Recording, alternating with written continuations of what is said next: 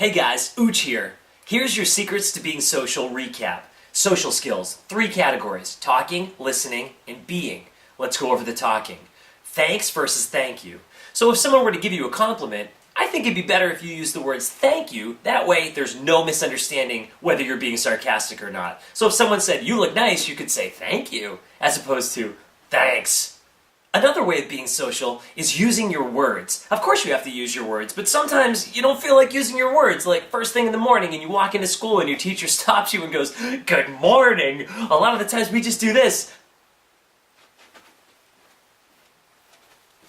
But that's not social. You have to use your words in that situation. So if someone stops you and says good morning, all you have to do is say something back, but it has to make sense. You have to say good morning as opposed to And that's when the repeat technique comes in. So that way when they say good morning, you can look at them and say good morning. Now be careful with the repeat technique, because if you repeat everything, not only is it extremely annoying, but you can also get in major trouble. Like if you're driving a car and a police officer stops you and says, "Do you know why I pulled you over?" And you're like, "Do you know why I pulled you over?" No, you can use the repeat technique in the morning, say, when they say good morning, you can stop and say good morning. Or you could even add the word well, because that seems to work a lot. So if they say good morning, you can stop and you can really impress them by going, "Well, good morning."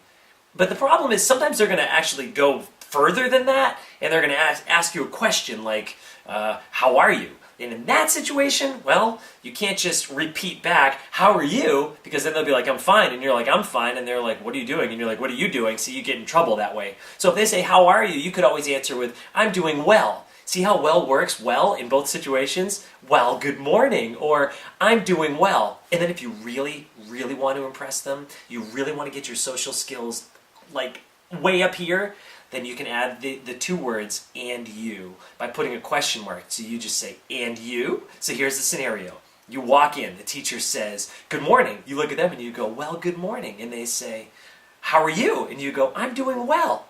"And you?" And of course, that's when they go. And answering the phone. Believe it or not, that's a social skill. And you wouldn't believe how many people are not good at answering phones. Hello? Huh? Hello? Hi! Arr! Hello? What? Oh! Answering the phone properly is a great way to boost your social skills, and it's super impressive, and it's so easy. Here's what you do. Step 1, pick the phone up when it rings. Step 2, say hello clearly to the person who's on the other line. Me personally, I like to say hello with a little bit of spice. I like to, make it more of a question, like, "Hello?" Because when I say it that way, the person on the other end feels pretty special, as if I've been waiting for their call my whole life. Another way to be impressive when you answer the phone is by using your name. So you'd say, "Hello, this is Brett speaking."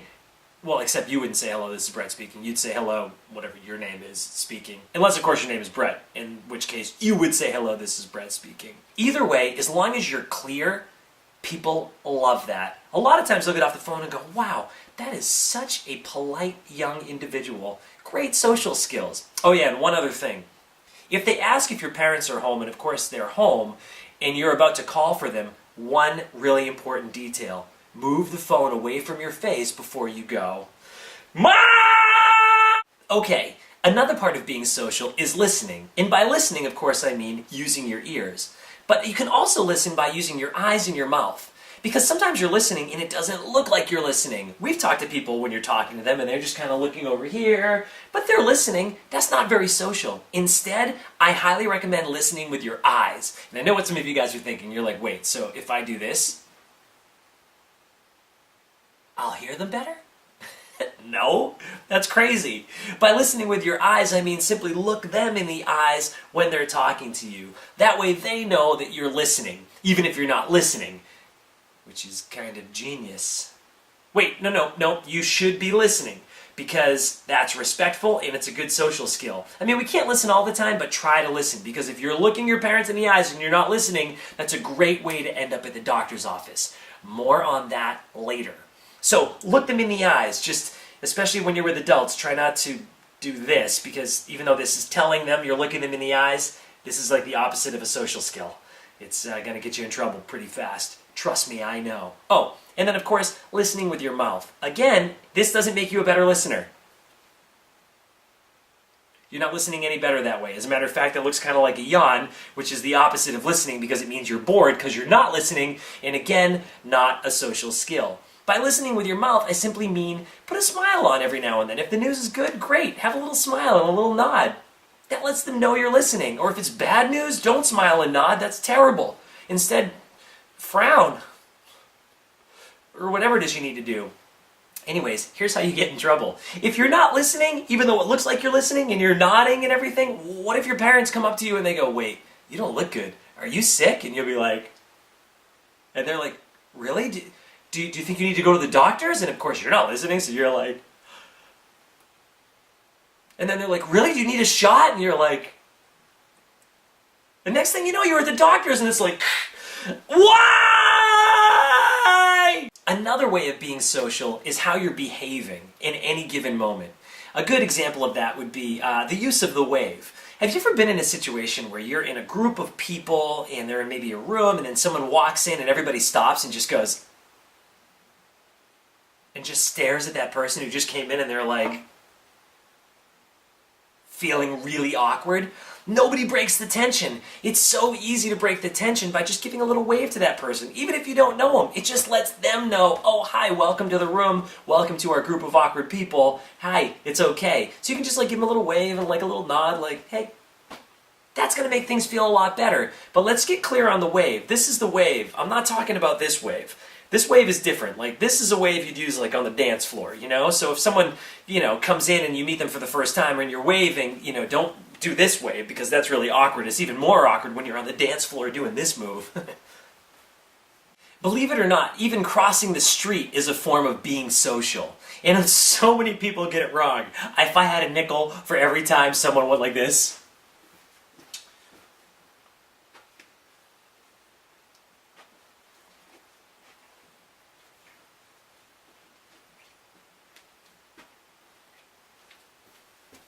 I probably wouldn't have a nickel because no one ever really crosses the street like that, but you know what I mean. People cross the street and they take their time, knowing full well that you're the one waiting. So if you want to really boost your social skills, it's a combination of techniques, and it really makes a huge difference for everybody around you, especially the driver, because the driver, if you cross the street properly, is going to be like, wow, there's really hope for our future. Look at how that person just crossed the street. It's simple. You want to add the wave in conjunction with the smile and the nod, and then you're going to add the jog, okay? It looks like this.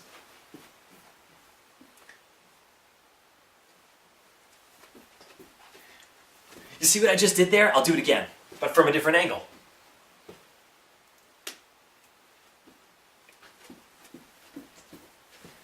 Perfect, but just make sure when you're jogging, you actually do look this way because you don't want to run into other people or, phone poles. You don't want to be like, hey. And last but not least, one of the most important social skills, the handshake. And I can't tell you how many different handshakes there are and how many handshakes are just awkward.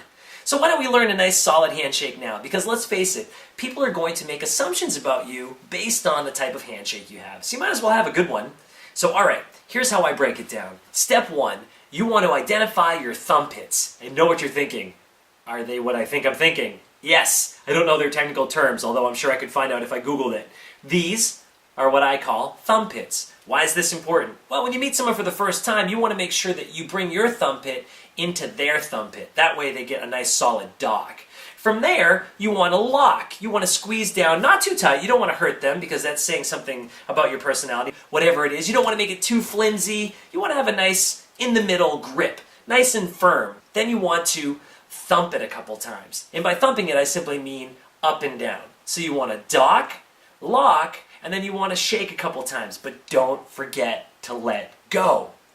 Because if you hold on too long, that's awkward. And I know some of you guys are still like, okay, so you got the dock, the lock, and the thump it. And actually when you lock, it's a good idea to also lock eyes. You want to make sure you give a nice solid eye contact when you're meeting someone for the first time. Now, the reason why the dock is so important is because sometimes if you don't have your thumb pit meet their thumb pit, you might grab their fingers early, or they might grab your fingers early. And when someone's grabbed your fingers early, there's really not much to do other than to maybe, curtsy. Or if you catch their fingers early, I don't know what you would do. I suppose you could kiss their fingers. but I have a feeling that's going to be awkward too.